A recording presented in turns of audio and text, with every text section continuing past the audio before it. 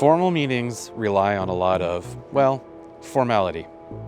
Crack open any parliamentary authority and you will find hundreds of pages of rules, motions, and more rules. Like the ad once said, if you want to do something, there's a motion for that. And for each and every moment during our meetings, there's likely a rule that we can use to help guide us and move business ahead. But what's it all for? Why do we have all of these rules? And is there a way that we can move beyond the complexities of parliamentary procedure and discover a fundamental goal behind all of it? A single unifying theory of group decision making? I think we can. Join me for this episode of The Monthly Grind as we explore a question of balance.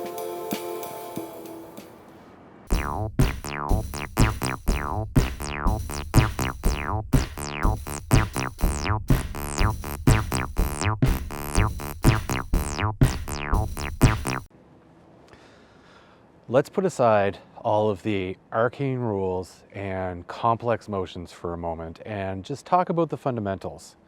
Because at its core, parliamentary procedure exists because group decision making is hard. Think about it this way. You have to make a decision all on your own. You think about it. You may want to talk to some people to get their advice, but at the end of the day, you're weighing the pros and the cons. You're looking at the costs and the benefits, and you're coming up with your own decision based on your own opinion. Group decision making is where things can get a little tricky because there's different people involved, they have different personalities and different agendas. Some people would like to talk forever while others want quick decisions made. Some people may be outgoing, others shy. Everybody comes to the group with a different background, a different set of experiences, and different personalities. And if we're not careful, sometimes without a set of procedural rules and a framework, meetings can degenerate into chaos. But we don't have rules for the sake of just order. They're there to encourage, in a systematic way, equal participation from everybody, but in a way that will allow decisions to actually get made. So here's where things get interesting.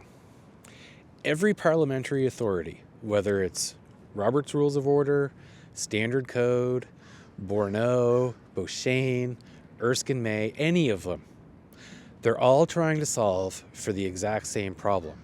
And that is, how do you balance the rights of members with the needs of the organization as a whole? On the one hand, every member has the right to participate and contribute. They have the right to participate in debate, in having their opinions and voices heard, and to try to influence the decision. On the other hand, the group as a whole does have a right to be able to move business forward, have efficient and effective meetings, and build respect for the institution. Now, if we give too much power to the individual, we risk meetings that devolve into either chaos or that go on and on with no conclusion. We risk individual members or factions filibustering, or the inability of the group to reach a decision. If we give too much power to the organization and to the group as a whole, we risk steamrolling over members who rightly deserve to be able to be heard and to contribute. So how do we solve for this problem? How do we ensure that the balance doesn't tip too far one way or the other? In a word, balance.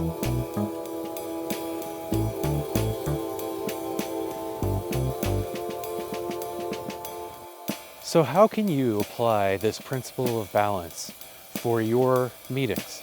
Well, number one, use your agenda as your guide.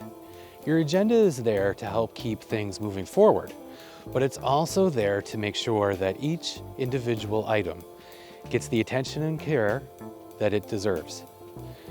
Number two, encourage participation structurally. Every member of your organization deserves the right to be able to contribute equally. However, you have parliamentary tools at your disposal, like time limits, speaking orders, and points of order to ensure that not one individual ends up dominating the discussion. Number three, know when it's time to move on. Debate and discussion are healthy and vital to reaching creative and innovative decisions. However, there comes a time where a decision must be made. That's why motions like the previous question exist, in order to end debate and vote immediately. Finally, number four, know your rules, but don't let them become a weapon. The best run meetings use rules as the framework to ensure fairness, equality, and opportunity to contribute. They're not there to shut people down. Remember, whatever parliamentary authority or rule manual that you are using for your organization, they're all trying to come to terms with this unifying theory of group decision making. And that is to answer the question, how to appropriately strike the balance between the rights of the individual and the rights of the organization. So to recap, group decision making is hard. Every parliamentary authority out there is looking to strike the appropriate balance between the rights of the individual on one hand and the rights of the organization on the other. And number three, if you approach each and every meeting with the idea of balance in mind, you're already on the right track. Now, there's lots more to talk about, so keep an eye out, stay tuned for future videos, and until then, keep your meetings balanced. Thanks for watching, and don't forget to check out any of the other videos on this channel. The Order of Business series is here to provide quick tips on parliamentary procedure, while Parliamentary Inquiry will give you deep dives into specific motions, but also conversations around context and historic developments which help explain why things are the way they are. Point of Order is a more informal discussion around specific topics. But while you're here, why not check out one of these two videos there or there, and I'll see you next time.